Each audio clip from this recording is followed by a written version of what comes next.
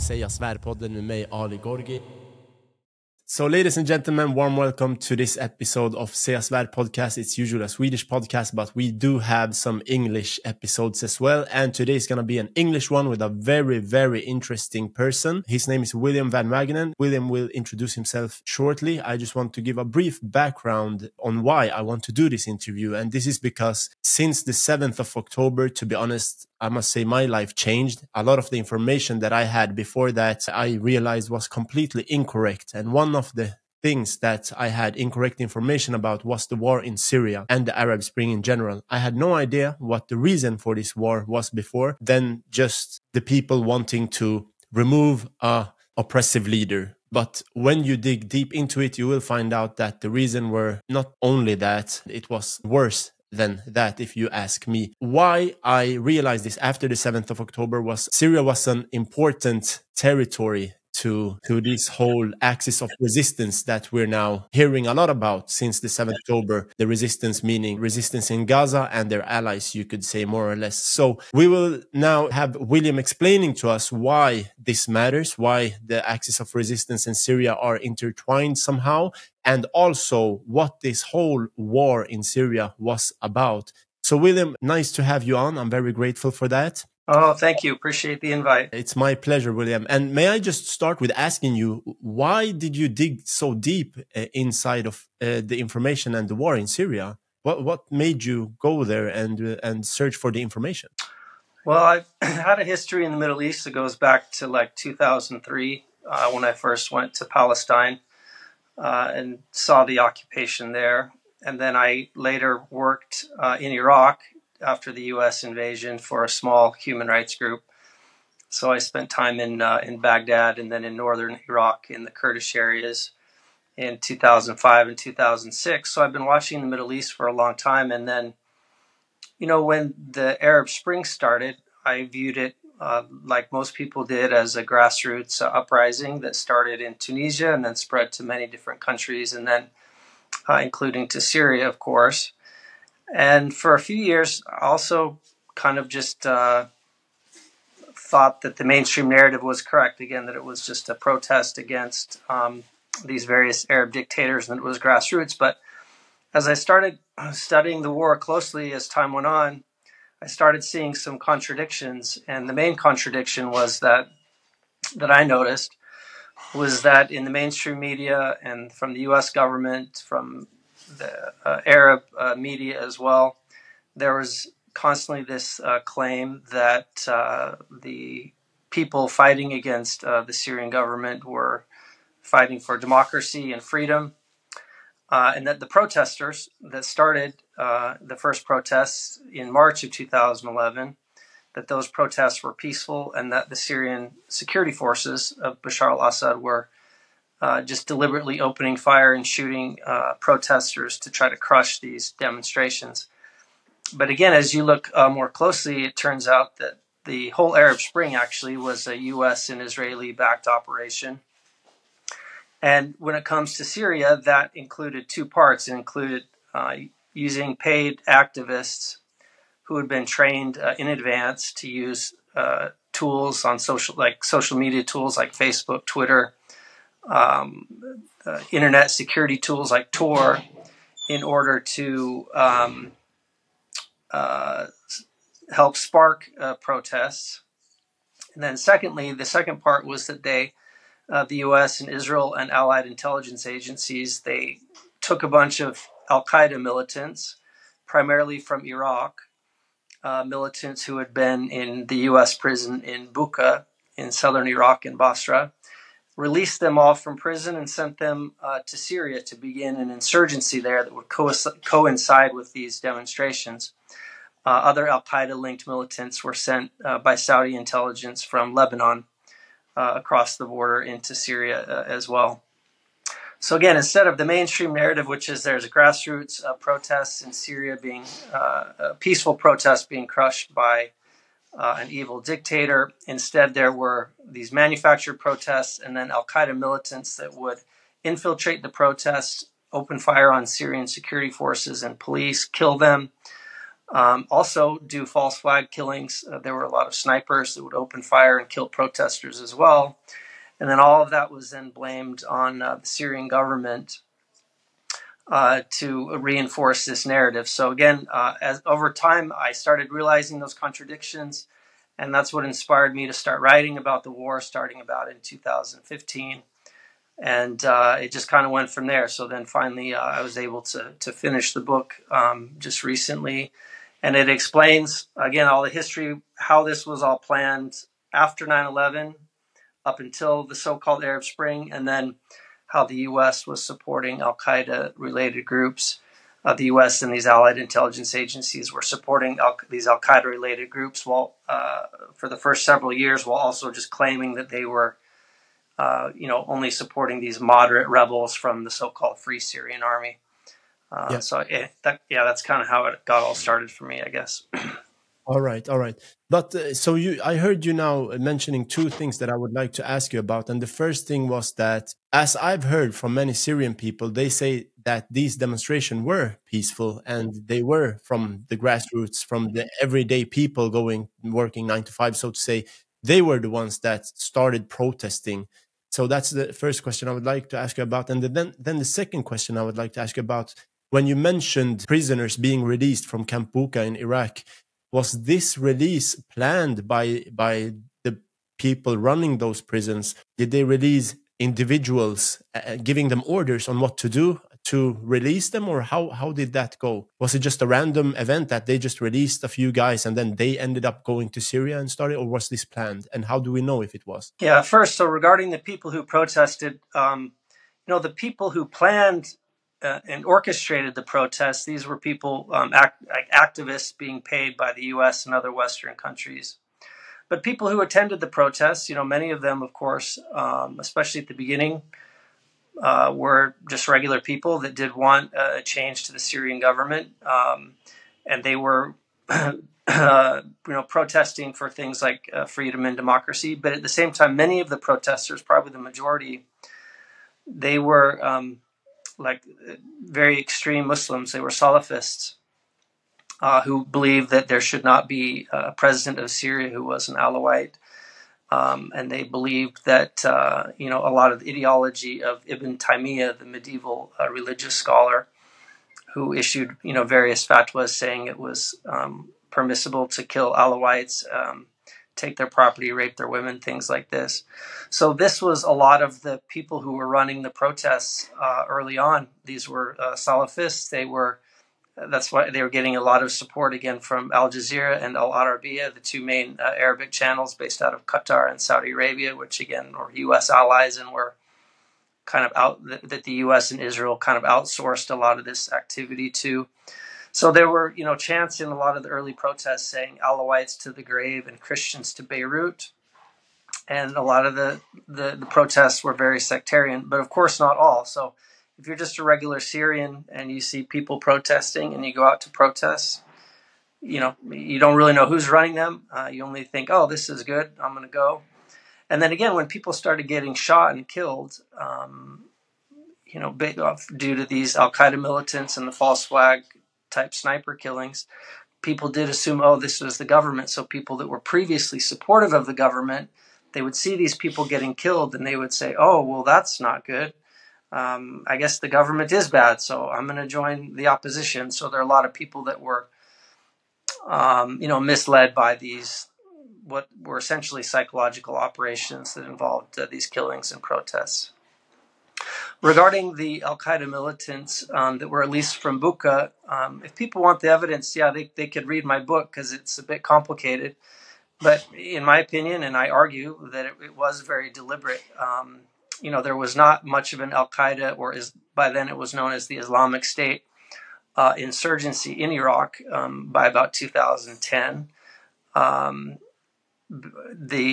For various reasons, but all of these leaders, almost all of the top Islamic State leaders, including people like Abu Muhammad al-Jilani, who's now the president of Syria, people like Abu Bakr al-Baghdadi, the head of ISIS, who was the head of the Islamic State later and then became the head of ISIS. All of these guys were in Bucca, and there are all these very suspicious circumstances in which they were released. And the Iraqi authorities complained about it a lot at the time, saying, why are they letting all these people out of prison? And again, they all immediately went in like late 2010, ended up going to Syria. So this is one of the evidences that all of the so-called Syrian revolution was planned in advance, and it was not a grassroots, spontaneous reaction to Assad's brutality or something. Was that, again, these al-Qaeda fighters from Iraq, they were in Syria by late 2010 in Deir ez-Zor province and in Deraa, preparing to launch this insurgency. And the way that we know that is from an American journalist named Theo Padnos, who I quote a lot in the book. And he was an independent journalist, and he was kidnapped in Syria in late 2012 by the Free Army, the supposed moderates. And he was immediately passed over to Jabhat al-Nusra, which again is now the party that became Hayat Tahrir al-Sham, which now rules Syria. This is Jolani's party. And they held him a prisoner for like 2 years. And so while he was in prison with these guys, he's fluent in Arabic, and he had, God knows how many hours and days to just sit and talk with guys from Nusra, and then also from ISIS, because later there was a split between Nusra and ISIS. And so some of these ISIS guys were in prison with him during his 2 years of captivity. And he would talk to them, and they would all say, we are the ones who started the revolution. We were here by late 2010. The protests didn't start till March 2011. And they said, all of you people who think that the so-called revolution really started in Deraa in the south with these young boys who graffitied insults against Bashar al-Assad on the school wall, they would say that's absolutely not what started the revolution. They'd say we started it. And they had a typical al-Qaeda, Salafi, jihadi, takfiri agenda, which was to kill Alawites, kill the Shia, and establish a fundamentalist, extremist Islamic caliphate in Syria.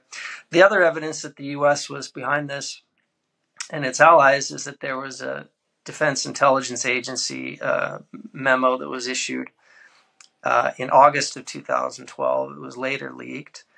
And in this memo, the Defense Intelligence Agency, that's more of a research-based intelligence agency of the U.S. government, they wrote this memo stating that, look, the Syrian insurgency or so-called revolution is being led by Al-Qaeda, the Muslim Brotherhood, and by Salafists, and that the goal was to establish basically a Sunni principality, they called it, in eastern Syria and then also in western Iraq, and that this was being supported by the countries that support the opposition. Again, the U.S., Israel, Turkey, Qatar, Saudi Arabia, the UK, France.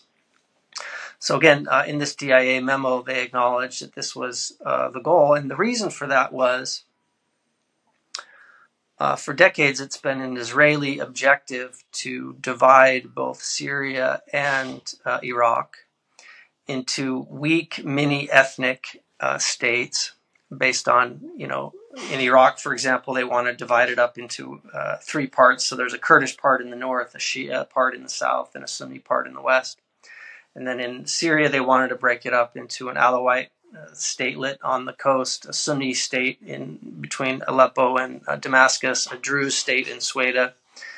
And the reason for that is that the Israelis did not want any strong Arab armies that could challenge them, whether it was led by Saddam or whether it was led by Hafiz al-Assad or later his son. They did not want a strong Arab army, especially an army that had powerful weapons, including chemical weapons or nuclear weapons, God forbid.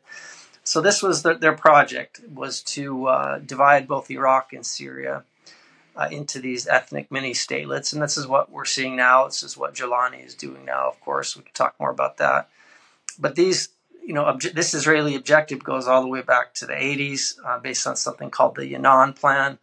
It was repeated again in the 90s in the Clean Break document, which was prepared by some Jewish neoconservatives in the U.S. On advising him on what Israeli policy should be. And then, this is a big reason this is the reason essentially that the war on terror was even launched. So after 9/11, these Jewish neoconservatives immediately, they turned their attention to trying to topple Iraq and then later to toppling Syria. And, that was the reason that they launched the war on terror. And depending on your view of 9/11, if you feel like 9/11 happened based on more of the mainstream narrative and that the U.S. launched the war on terror in response to it, or if you believe that 9/11 was done by intelligence agencies, in particular Israeli intelligence with help from the CIA. Either way, this was the Israeli goal, was to launch all these wars in order to, make sure there's no strong Arab armies that could challenge them. And that was indicated too by Wesley Clark, the former head of NATO, where he famously talked about the 7 countries in 5 years that the Pentagon was preparing to go to war against. Immediately after 9/11, they started making plans for all this. And again, this was the reason that this Syria operation was launched. It was initially planned by these Jewish neoconservatives in the Bush administration, and then the Obama administration continued the plan from there. So.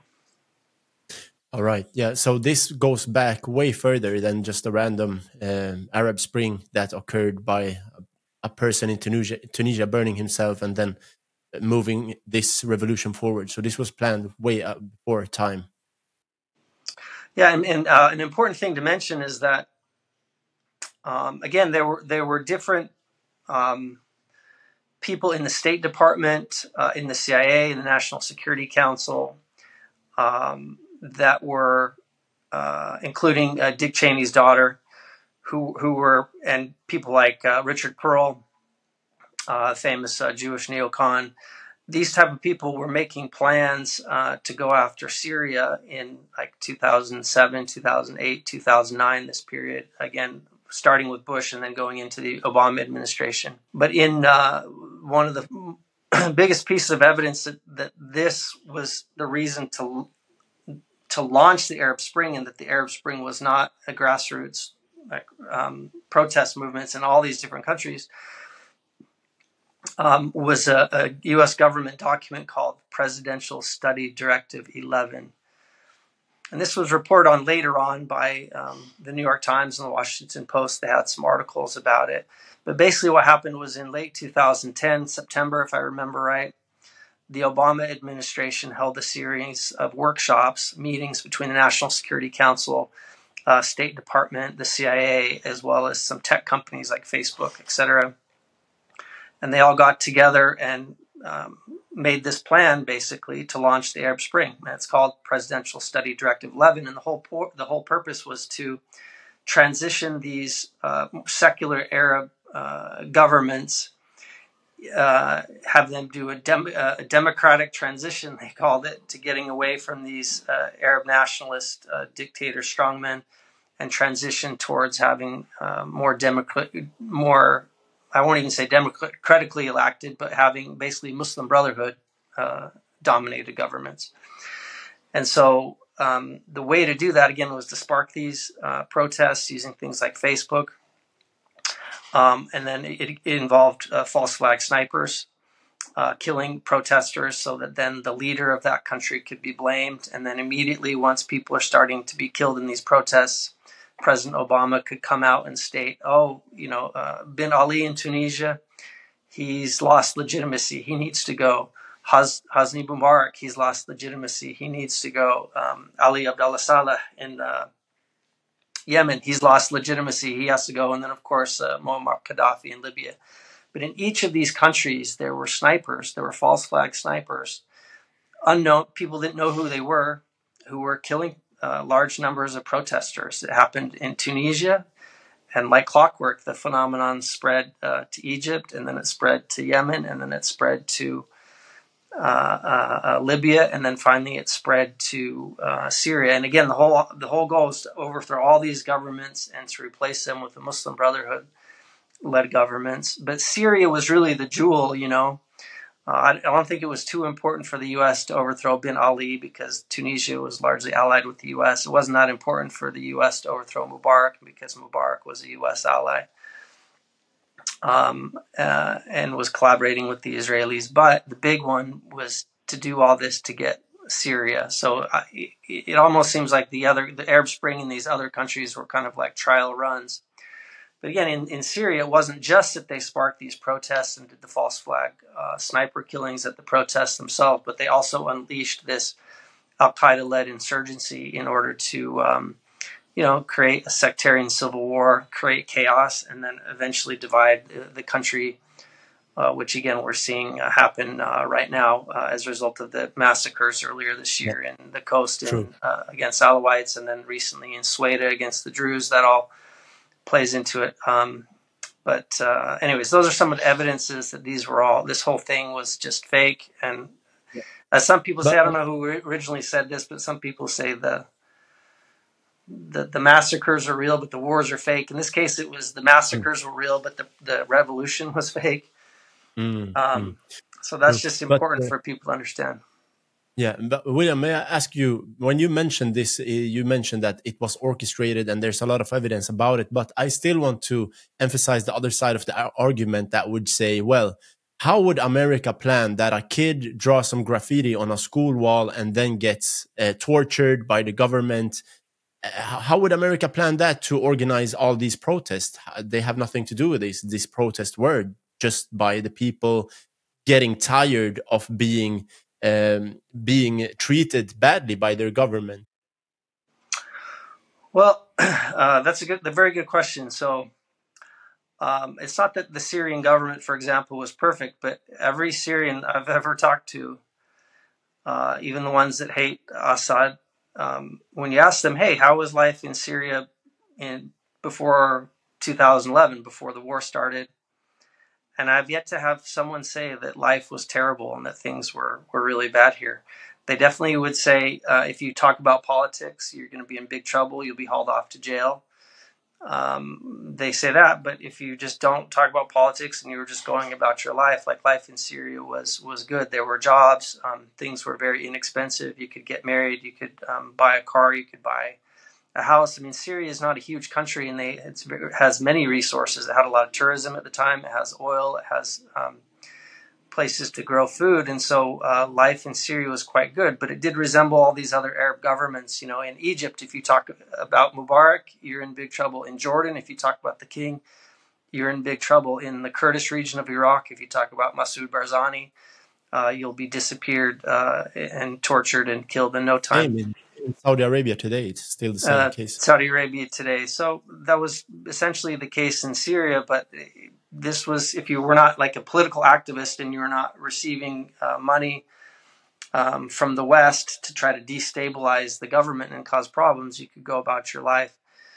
But the thing is, there are ways to then manipulate things so that in a society where most of the people support the government, there are ways to create grievances and to then light a spark or create a snowball that will, once it gets rolling, will grow and grow and grow and grow and grow. And that's what the U.S. And Israel and these other intelligence agencies did. And the main point man of this effort was a guy named Jared Cohen, an American Jewish guy who worked in the State Department. He first was working for the Bush administration under Condoleezza Rice, but then when Obama was elected and Hillary Clinton became Secretary of State, he transitioned and continued working for Hillary Clinton. And he basically came up with ways, again, using technology to say, he even called this the dictator's dilemma. He said, if there's a way that you can find a grievance, and then again, using social media, advertise that grievance, these algorithms in Facebook operate in such a way to basically inflame people's inflame tensions, especially between different sectarian groups. So, for example, in Egypt, the way they did it was they focused on the case of a guy named Khalid Said. And there was a Facebook page that was made about Khalid Said, who was beaten to death by Egyptian police. Supposedly was kind of a petty drug dealer. And the activists heard about his case, and several months later, in an effort to spark these protests to topple Mubarak, they said, hey, this is a case we're going to focus on. And they made a Facebook page. It was We Are All Khalid Said. They had an executive from Google who was Egyptian named Waganen, who was working on the campaign.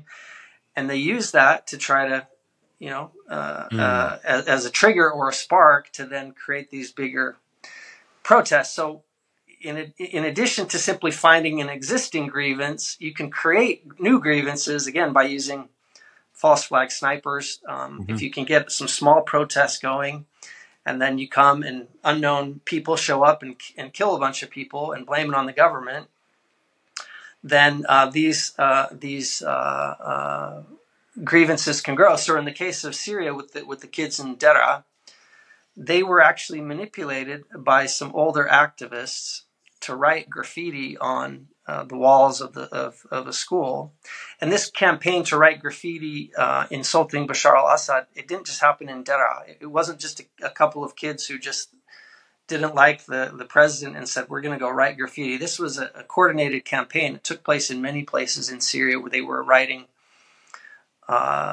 graffiti like that, including in Aleppo, including in Damascus. And in the case of the famous kids in Dera, they were very young, like 13, 14 years old, and they had these older activists who were like 17, 18, who were pressuring them and telling them what to write on the walls. So then when they got arrested for doing that, then the same activists spread all these stories that the kids had been tortured very badly by having their fingernails pulled out. There were stories spread that the security official who arrested them, Atif Najib, that he had threatened to rape their mothers. Yeah. But the kids were definitely arrested and they were definitely mistreated. It could be that they're tortured. It's kind of hard to know. But the idea that their fingernails were pulled out, this was fabricated. The idea that their mothers were threatened with rape, these were fabricated. So once these rumors start spreading, again, partly by word of mouth, but partly through social media, then suddenly people in Dera are like, we were with the government before, but why are you doing these bad things? So then they go out to protest. And then again, when people go out to protest, there are false flag killings. And it makes people more and more angry, and the snowball gets rolling. But the guy who was the point man for that was a guy named Jared Cohen. Another guy who was very active in this effort was a guy named Jacob Applebaum, who was actually a member of WikiLeaks and a close associate of Julian Assange. And he pretended like he was like this anti-government activist and that the FBI was always chasing him. But he, the entire time, was receiving his salary from the U.S. military because he was working on the Tor project, which is this, again, technology to kind of use the dark web to communicate where governments can't surveil you. And people promote this as a way to, again, maintain your privacy from the government. But this is a U.S. created and funded project. And this guy, Jacob Applebaum, was working on that. And again, he was a close friend of Julian Assange. There's some indications that WikiLeaks was involved in the whole operation as well, because they released these cables regarding the government in Tunisia as part of this broader campaign to topple these different governments as part of the Arab Spring. But at any rate, it was especially this guy, Jared Cohen, and then he later went on to work for Google, and this other guy, Jacob Applebaum. These were two key people who were part of this operation to use, again, technologies, Facebook, train these activists to spark these protests and get the snowball of a so-called revolution rolling. And again, what Jared Cohen would say is that the people who are in power, they have this, he called it the dictator's dilemma, as I said, which is if you suddenly start having all these protests and then you suddenly have people getting killed and you can tell there's this external or foreign intelligence operation being run on your country, well, what do? Well, if you try to arrest everybody, like Atif Najib did, and maybe torture them to get the information for who are these activists, what's going on, all it does is make the situation even worse. And so there were a lot of instances indicating that the Syrian government was trying its best to prevent its security forces from killing people and doing things that would make things snowball. But they didn't do a good enough job, and so that's really that's ended up being what happened. Yeah, so it's basically a template that they have set up and just can follow anytime, because I see a lot of similarities in the events that took place in Iran regarding this lady that sparked this whole woman life freedom movement. Yeah, exactly. And so, in fact, the guy I mentioned, Jared Cohen, yeah, he actually first got his first job with the State Department after he had traveled throughout Iran. After university, he spent several months traveling through Iran, and he realized that young Iranians were using like Bluetooth to communicate with each other and find ways to bypass these different methods of censorship that the Iranian government had. And so that's how he first got the idea, hey, we can use these technologies to basically start these revolutions, which again, later they came to be called color revolutions. Yeah, yeah. And so some color revolutions had already been happening in the former Soviet world, but Jared Cohen pioneered doing this in the Middle East. And in fact, he even said himself in a lecture that the first Arab Spring Revolution was not even in an Arab country. It was the so-called Green Revolution in Iran in 2009. And so that was essentially a trial run for then using these on the Arab countries and specifically in Syria. So there was this template. And regarding the snipers, maybe people think it's a little bit crazy that there were false flag snipers in Tunisia. Yeah. I wanted to ask you, can we confirm that there were shootings that took place that was not from the government on the protesters? Well, there were just all these unknown snipers. I've written a paper about it, but I haven't published yet. I guess I better do that soon. That specifically talks about the snipers in each of these countries, and you can see the phenomenon migrate very methodically from one country, starting in Tunisia, to the next, to the next, to the next. And as soon as protesters get killed by these snipers, and no one knows who they are, the government's denying we don't know who these people are. And, the next day, Obama comes out and says, oh, Bin Ali's lost legitimacy, Mubarak's lost legitimacy. You could just see the pattern. But the place where it was confirmed 100% was a few years later in 2014 in Ukraine.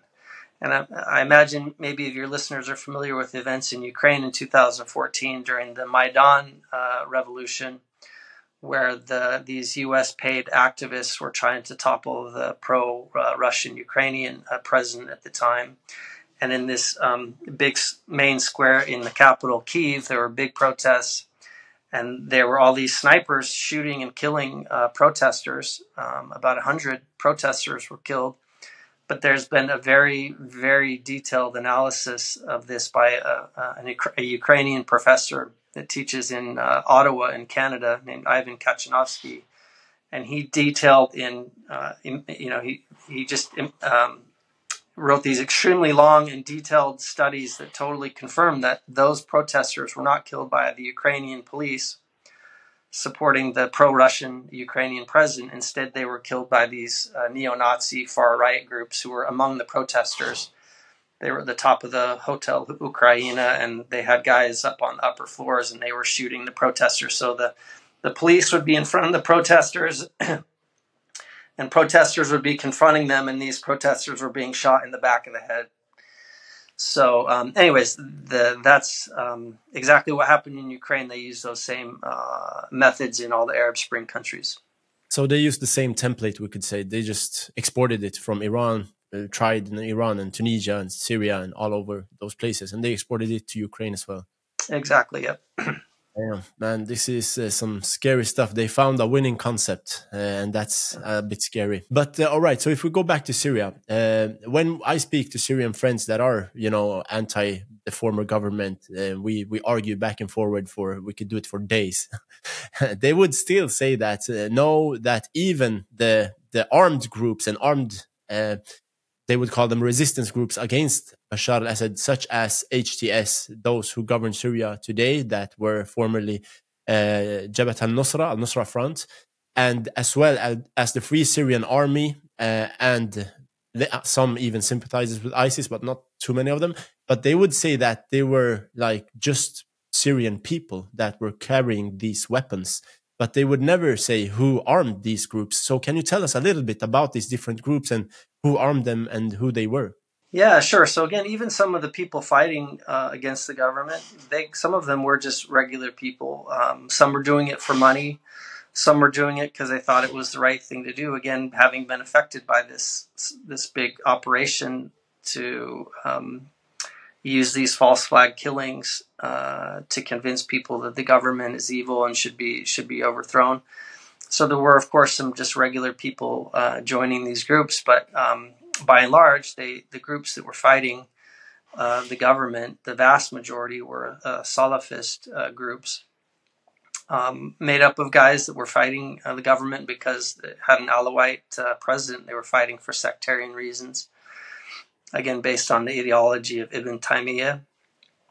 And some of the names of the groups are, for example, in the Douma area, there was Jaish al-Islam, led by Zahran Aloush. In Idlib, there was Suqur al-Sham. In Aleppo, there was Liwa Tawheed. In Homs, there was Kata'ib al-Faruq. These were, the major groups that comprised the Free Syrian Army. So there's all these Salafist groups, basically, and then they all are fighting under the moniker of the Free Syrian Army. And then the leaders of the Free Syrian Army had no control over what was actually these groups were doing. All these Free Syrian Army, like generals or officers, were in Turkey, sitting in offices with members of Turkish or U.S. intelligence telling them what to do.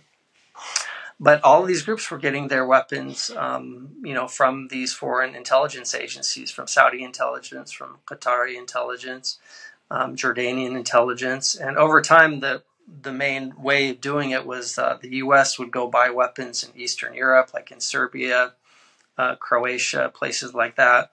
The Saudis would then fly the weapons to Jordan, where there was an operations room in Amman, Jordan. And then they would move these weapons across the border to the Free Syrian Army commanders. And then the Free Syrian Army commanders would almost immediately just pass the weapons on to the Al-Qaeda groups, Jabhat al-Nusra, as you said. And then when they would fight these battles, if you would read in the media, the headline would be the Free Syrian Army, took over this airbase or captured this city or captured this place. But then if you would read beyond the headlines, say, oh, who were the actual groups that were actually fighting? In almost every case, it was one of these extreme Salafist groups and Jabhat al-Nusra. And there's even some Free Syrian Army people that would say, that admitted that, hey, we had like an agreement where Jabhat al-Nusra would basically fight the battle, but then they would give us credit. We would take credit publicly for the victory. So that's how they could portray it to the outside world. It was that the Free Syrian Army won this battle, but in fact it was the Salafist and the Al-Qaeda groups on the ground. And so what would happen too is that as soon as one of these cities would be liberated, it would just turn into basically like a fundamentalist Islamic emirate within days or weeks. So for example, Raqqa is probably the best example of that. Raqqa fell to the so-called rebels in March of 2013. And that was the first entire provincial capital to come under opposition control. And so all these secular opposition leaders in France and in the UK, they came out and celebrated. They're like, Raqqa has been liberated and the revolution is winning and this is like a new era. It's going to be so amazing in Raqqa that it's free from Assad. But literally within days, there were black Al-Qaeda flags flying. They're murdering Alawites in the streets, dragging their bodies through the streets. And then within a couple months, it was under the control of ISIS. Right about that time, about a month after Raqqa fell to the Al-Qaeda groups, is when Nusra and ISIS split. And so then ISIS ended up taking over Raqqa, and they were, cutting off people's heads and putting their heads on the fence in the main square. Anyways, everyone knows what ISIS was up to. But as soon as any area was conquered by these so-called moderate Free Syrian Army revolutionaries that wanted freedom and democracy, again, because the people on the ground actually doing the fighting were these extremist Islamic groups, they basically turned into these, the type of places that where, again, all these Islamic extremists are turning the place into another Saudi Arabia, basically. Yeah, but would you say that the Syrian population generally are like conservative Salafi Muslim people? Because otherwise, why would they be happy with how it turned out now in the end? Because from what I can see, the Syrians still feel that they have been liberated. But when we look at who liberated them, it was this kind of extremist guy that now controls their country, and they seem happy. So I would want to know, are the Syrian population generally extremely conservative Muslims, to put it in light words? Well, some people, for sure. It depends on where you go. And again, because of the influence of the Saudis and the Qataris and the money they've spent over all these years, again, even going back to before the war started, Salafism has grown in Syria in the last several decades. And there are parts of Syria that are extremely conservative, but not all of Syria. It's not even the majority of Syria that is that way. I mean, Syria is an extremely diverse place, and so you have all kinds of people. You do have Salafists, but among the Sunnis, but you also have Sunnis that are Sufis, and who are not sectarian in the way that the Salafis and the Takfiris are. And a lot of, but in Idlib, for example, a very, very conservative Salafi for the most part. Parts of Aleppo were that way, and then parts of Aleppo were the opposite, where the Sunnis are much more Sufi and don't believe in these sectarian ideas. And then there's Christians in Aleppo. In Homs, again, you have Alawites, you have Christians, you have Sunnis, some conservative, some not. And then even in Damascus, it's the same. So it's just a mix. And I don't think the current government has a lot of support, to be honest. I mean, among the Salafis, yes, but there's huge segments of the population, including among the Sunnis, that totally reject the new government. And I think the numbers are growing a lot, because especially after the massacres that happened in March, and then the massacres on the coast against Alawites, and then the massacres against the Druze in just this past month. There are a lot of people I've talked to that were initially happy about the new government. They were very happy that Assad fell. But all these people now, after seeing what has happened in the last few months, they realized, oh my gosh, this is not a good thing. Everyone kind of knew the background of the new president. They knew who he was, but they said, hey, we'll give him a chance. His rhetoric was very good when he first took power in December, largely because he has basically British public relations people in his office that tell him what to say and write all of his speeches. So since they're all being written by people from the UK, they know the right things to say about protecting minorities and all these things. But and a lot of the Syrians, honestly, life was so bad in those last few years under Assad, in large part due to the sanctions. The economic situation was just horrific. And so people were like, hey, we'll give this new guy a chance. We know who he is, but let's just see what happens. And again, after seeing what he did in the last 3 months, even many, many Sunnis who were initially, happy with him there, they've changed their minds. So I can't tell for sure who was with and who was against, unless there's an actual scientific study done. But just based on my experience of talking to hundreds of Syrians since then, that's my feeling about it. All right. But so if we look at the countries that were involved in this war in Syria, we know now, because you explained a little bit why the Israelis would like to segment and fragment the Syrian society into small, weak countries, as well as Iraq. But now kind of implementing it in Syria, and the US, their interest is just to support Israel and the Israeli agendas in the region. But what's the position of the Arabic Gulf countries or Persian Gulf countries, the Saudis, the Qataris and Emiratis and the Turks, for example? What interest did they have in the region, and are they allies or not allies with the Americans and the Israelis? Yeah, they're all allies with the Americans and the Israelis, and maybe it's best to start with Turkey, because Erdogan always talks against Netanyahu. He talks against the Israelis. He always acts like he's angry about the genocide in Gaza. But the reality is that it's totally the opposite. Erdogan, number one, Turkey's a member of NATO, and Erdogan is constantly collaborating not only with the Americans, but with the Israelis under the table. Even I think yesterday they said that they blocked all Israeli flights over Turkey, and then all these people are showing these flight logs showing that nothing has happened. I mean, how many times has Erdogan said that they're going to stop doing business with the Israelis? In fact, the Israelis have for a long time relied on Erdogan for all of their oil, going back to what happened in 2014 when ISIS took over Mosul. That was done with the help of Turkey, and it was done with the help of the Kurdish government in northern Iraq, Masoud Barzani. They helped ISIS take over Mosul, and that gave the Kurdish Peshmerga the chance to take over Kirkuk, which is nearby, which has a ton of oil. And immediately the Kurds started exporting that oil by pipeline to Turkey, and then Turkey would sell it to the Israelis.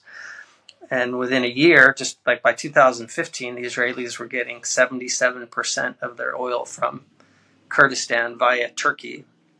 And that a lot of that flow has stopped. But now the Israelis just get their oil still through Turkey, but now from Azerbaijan.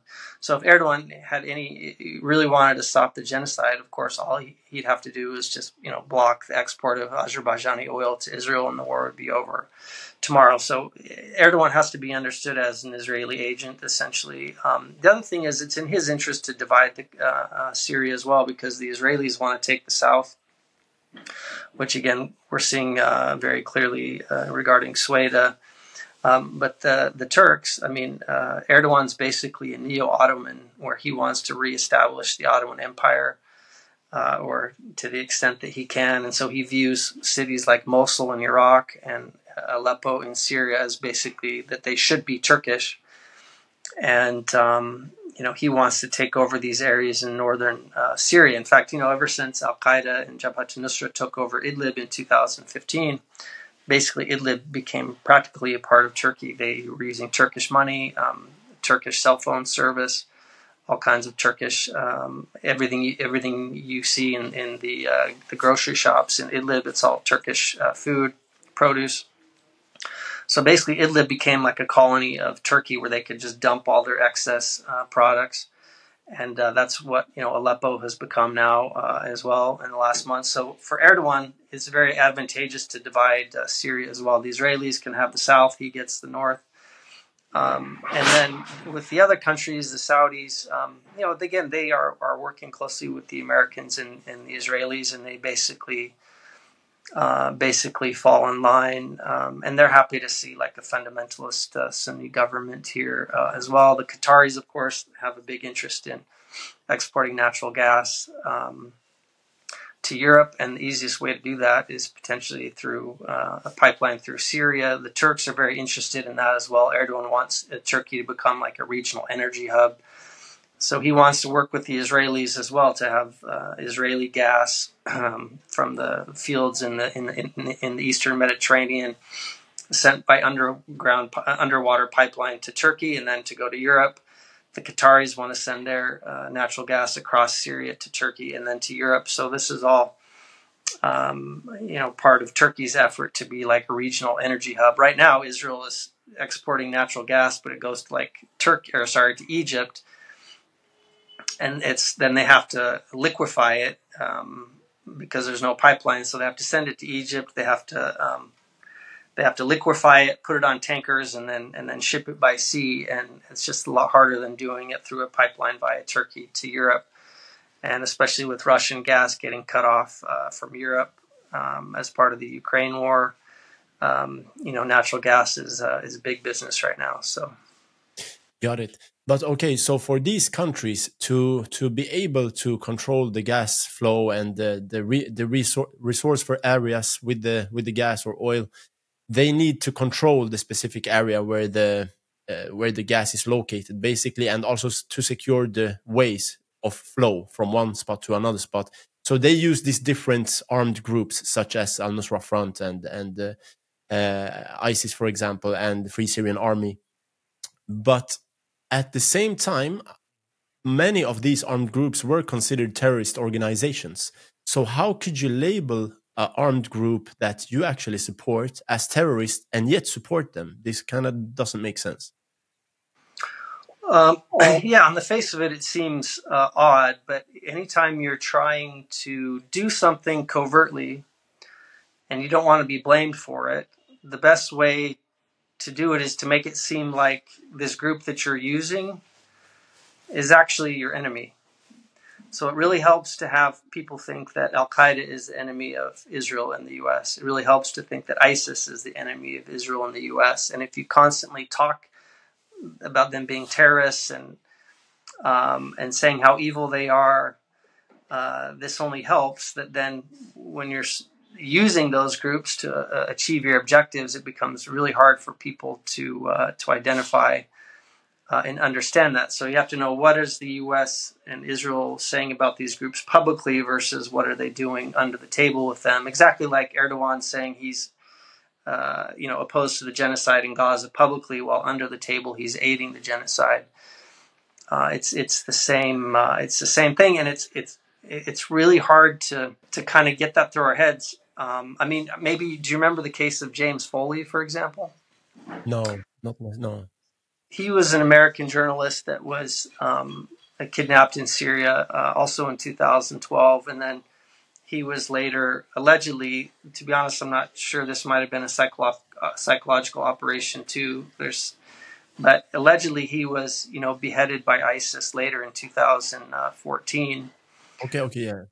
And the video came out of him being beheaded just at the time when the U.S. was supporting ISIS to take over Mosul and Sinjar, and then wanted to use ISIS as a pretext for the U.S. military and their partners, the Kurds, whether Masoud Barzani's KDP Peshmerga or the PKK in Syria.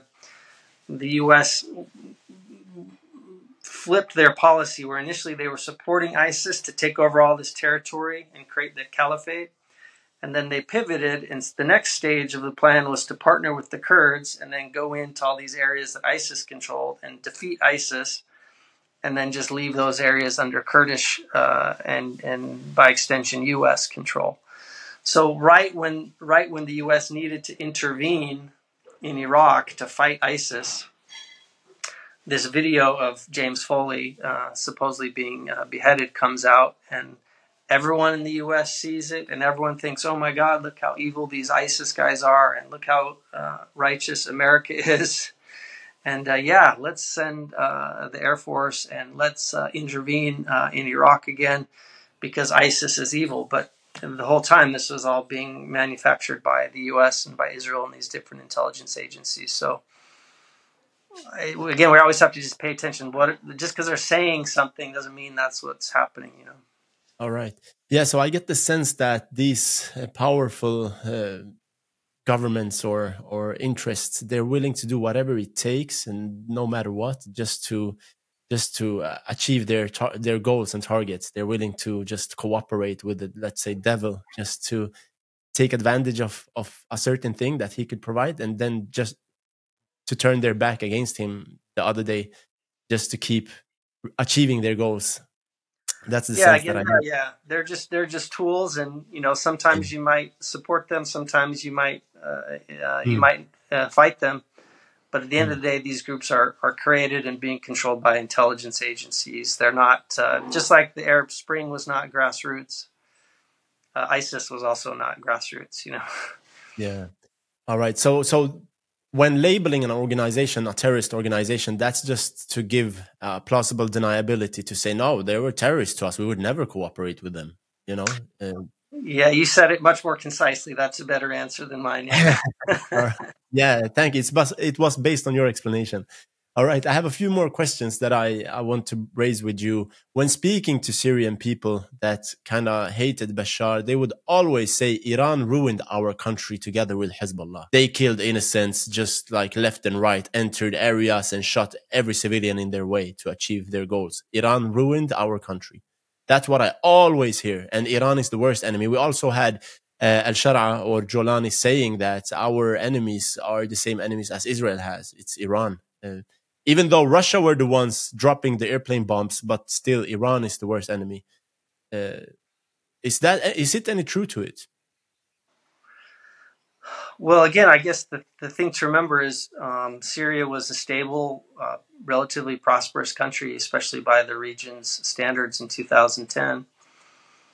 And the U.S., Israel, and these other allied countries literally just tried to create a sectarian civil war and destroy the country.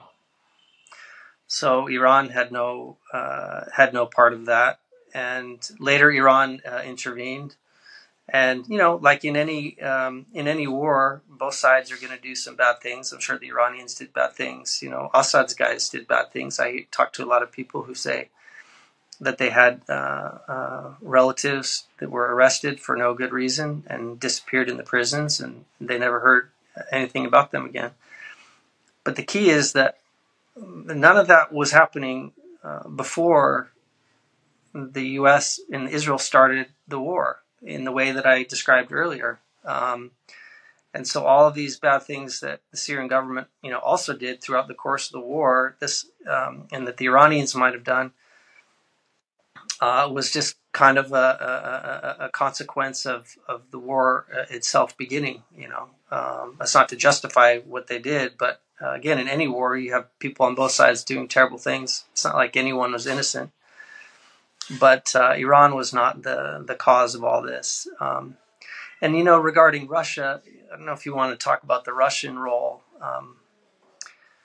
because, you know, now it's becoming more clear that, you know, for example, when Nusra and ISIS were actually very close to toppling the government in 2015, Russia intervened with their air force.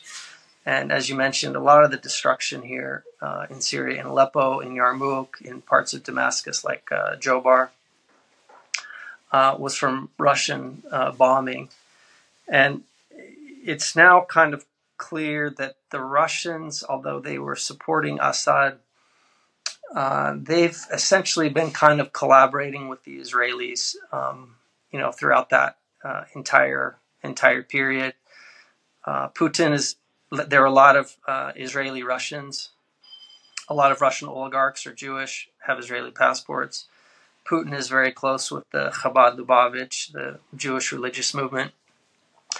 And Putin is not, it turns out, I didn't realize this till recently, but it turns out was not really an ally of the Syrians or the Iranians. Even you see that now, there's supposedly this alliance between Iran and Russia, and then when Israel and the U.S. are bombing Iran during the 12-day war in June, the Russians are just like, oh, by the way, never mind, you know, all that stuff we said about being allies, you know, never mind, forget it.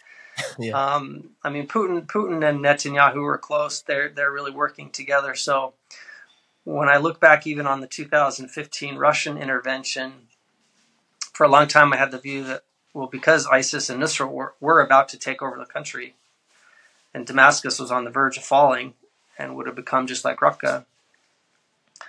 And as it's becoming now, I guess after December, you know, the Russians intervened. But now my sense is the reason for that is it was more of an issue of the Israelis wanting to keep the war going. There are some Israeli officials and CIA officials like Michael Morell who talked about the idea that sometimes in a war, you don't want either side to win. And this was kind of what happened during the Iran-Iraq war in the 80s, where the Israelis and the Americans were playing both sides. And as long as the Iranians were killing the Iraqis and the Iraqis were killing the Iranians, they were happy. So if one side's about to win, then you withdraw some support weapons from them and you give it to the other side. And then if that side's about to win, then you're like, that's not good. So you pull support and support the other side. So now I'm starting to see the Russian intervention in that regard, where it was like the Israelis wanted to just keep the war going, keep the killing going, keep the sectarianism going, divide the country into these different parts, whether it's Idlib under Nusra, the northeast under the Kurds, and now Suwaid under the Druze, as we're seeing.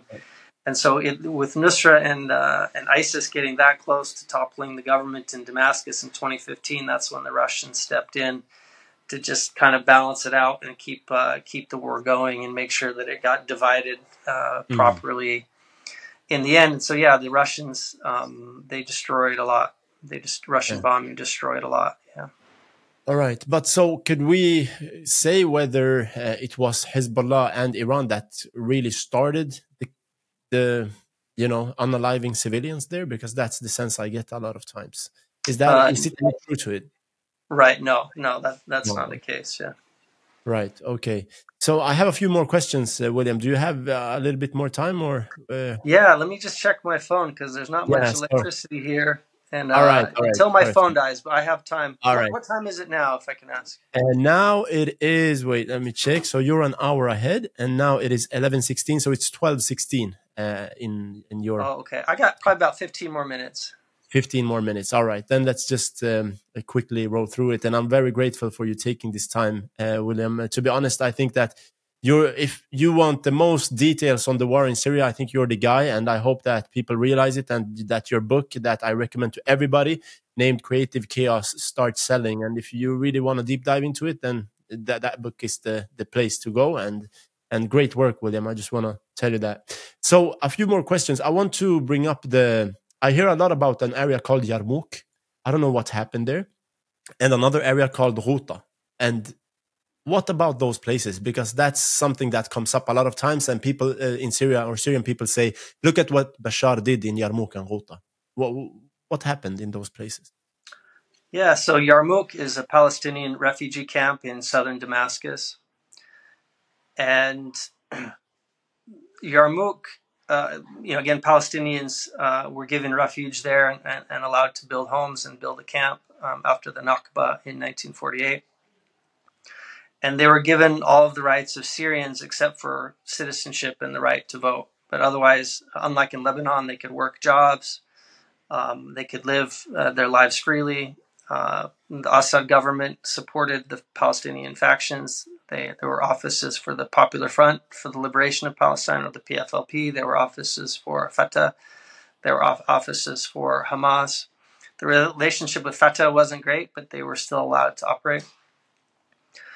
But when the war started, as I mentioned, the way to get weapons to these al-Qaeda groups in Syria was to buy them in Eastern Europe, put them on Saudi planes to Jordan, and then from Jordan you'd send them north. There were also weapons coming from the north in Turkey, but to actually take over Damascus, to take the capital, the weapons for those groups were coming from the south. And Yarmouk is right south of, basically a suburb in the south of Damascus. And so if you can take Yarmouk, that gives you basically a doorway into Damascus. So Yarmouk was called the gate to Damascus. But Palestinians, for a variety of reasons, they did not want to get involved in the war. They wanted to stay neutral. That's basically been a Palestinian policy for a long time now, based on bad things that happened in Kuwait following the 91 Gulf War, and bad things that happened with the civil war in Lebanon. So the Palestinian policy was like, hey, we're just going to stay neutral.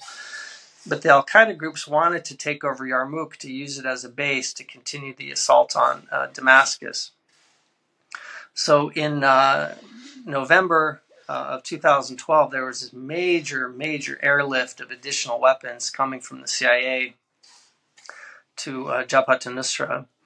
And Jabhat al-Nusra and also some factions of the Free Army invaded Yarmouk in December of 2012 and occupied it. So this was a huge problem for the Syrian government. Yarmouk is 10 kilometers from the presidential palace. And so they basically put the camp under a siege, and with the help even of Palestinian armed groups, and to try to keep Nusra and the Free Army from advancing further into Damascus. So they did put a siege around the camp, and then there was consistent fighting between the two sides. A lot of civilians left and escaped during that initial invasion from Nusra, but not everyone did. A lot remained inside, and so life became very bad. There was some food coming into the camp, but not enough. Sometimes Syrian officials were required bribes to allow any food to go in. And then when food went in, the al-Qaeda groups, and also I should talk about Hamas. but the Al Qaeda groups would, steal most of the food, and they a lot of times didn't want the men to leave. They wouldn't allow the men to leave the camp because they wanted to force the men to basically join their groups and fight for them. So if the armed groups controlled all the food, once it got in the camp, they could then make sure that the young guys fought for them and did what they wanted. So the messed up thing is that, again, Hamas had a presence in the camp, and they essentially, at the behest of Qatar, took the side of Al-Qaeda and the CIA in Israel and fought.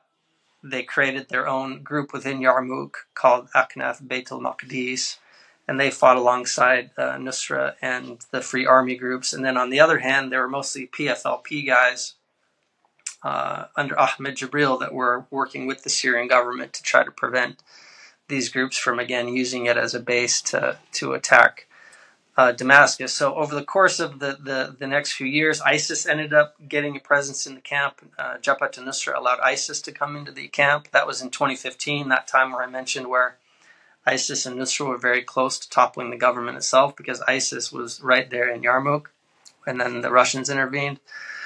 And so anyways, that's what led to the destruction of the camp. One thing that's kind of suspicious too is that if you go to Yarmouk, the destruction is like otherworldly. It's really, really bad. Not only there, but even in the area just south of it called El Hajar al Aswad, which was like an ISIS stronghold for a long time. The destruction is insane. And there was a guy from Yarmouk that I spoke with who told me that a lot of the destruction actually occurred after the armed groups, Nusra, ISIS, were actually evacuated out of the camp and sent by bus to Idlib in like 2018. A lot of the destruction even happened after that, after the militants were gone, because the Russian Air Force came and bombed Yarmouk. Okay, strange.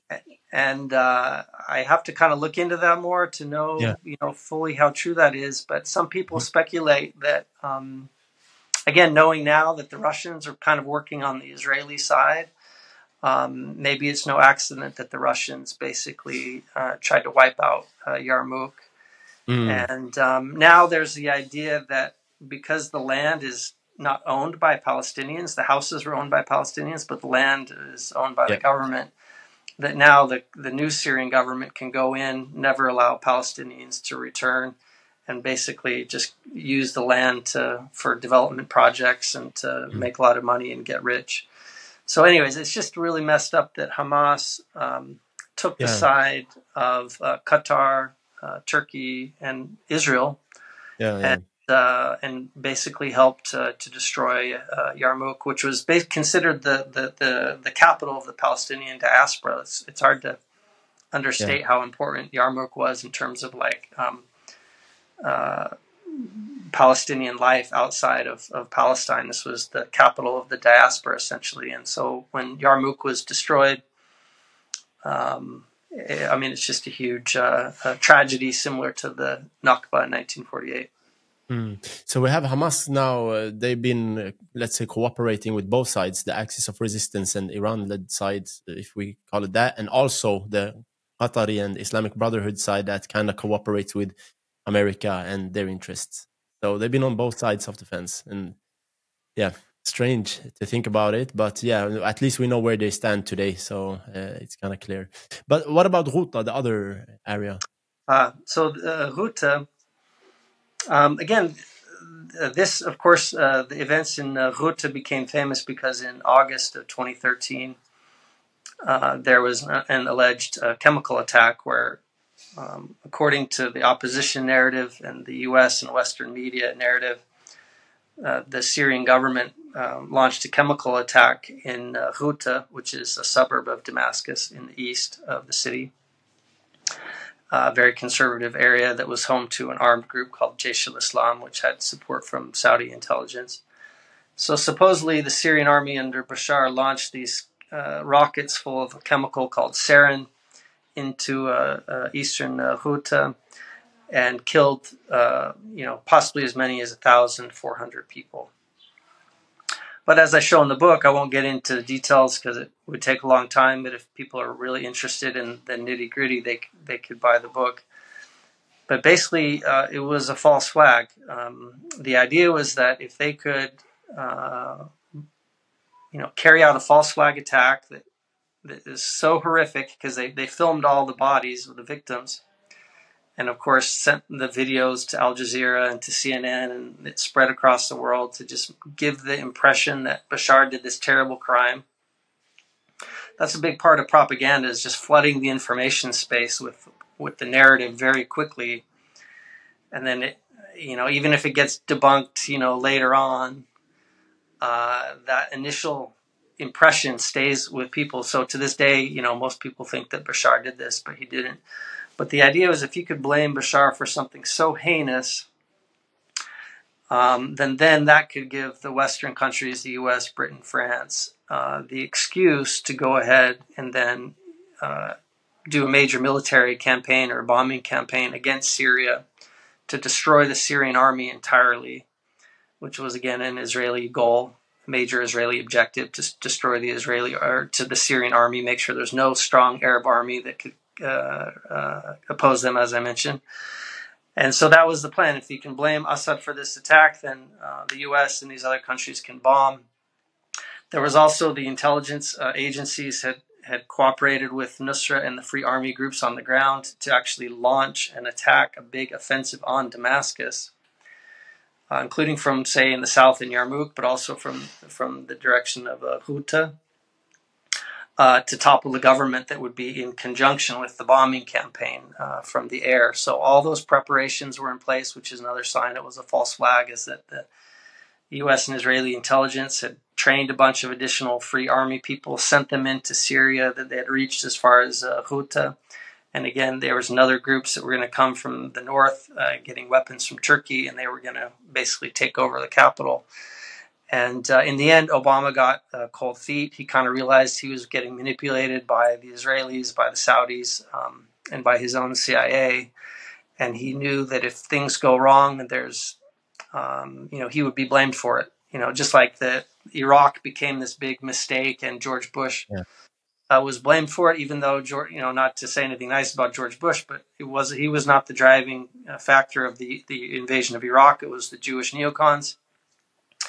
But Obama realized that a trap had been laid for him, and he basically pulled the plug, and so that invasion didn't happen. But what he did allow, even though he called off the bombing, he still allowed the CIA and all these other intelligence agencies to continue to flood Syria with these jihadists from around the world, from Tunisia, from Saudi Arabia, from the UK itself. A lot of the craziest guys that came to fight against Assad were British. Sweden as well. We have many cases here. Yeah. France, Belgium. All these people were sent by British, Belgian, French intelligence to go fight. But so Obama allowed that flow of jihadists to go through Turkey and into Syria, and so they kept the war going. And again, we see now in December what the ultimate goal was, which was to put Jilani in power and then have him oversee the country being dismantled, in part by carrying out these different massacres, which are convincing the Alawites and the Druze and the Christians and the Kurds that, hey, we don't even want to be Syrian anymore. We just want our own region under international protection. And I don't blame them for wanting that. I'm not trying to be critical of them at all. But at the same time, this is the Israeli plan being put into motion. Crazy. All right, so I think we can end it on this note then, William. And in the future we could do this again. Maybe it would be a great pleasure. And I really, really emphasize people to look into your book and buy it if they're interested in the details on the step by step on the plan before it actually took place, and the execution of the plan, and during the execution and until today. So if you want it in great detail, then Creative Chaos, the book that you released, is perfect source of information. Yeah, okay. Well, yeah, it was a very nice conversation. I appreciate it, and I'd be happy to come back anytime. So, my pleasure, William. All right, so thank you very much, and I look forward to your future work as well. And thank you. Okay, you're welcome. Thank you.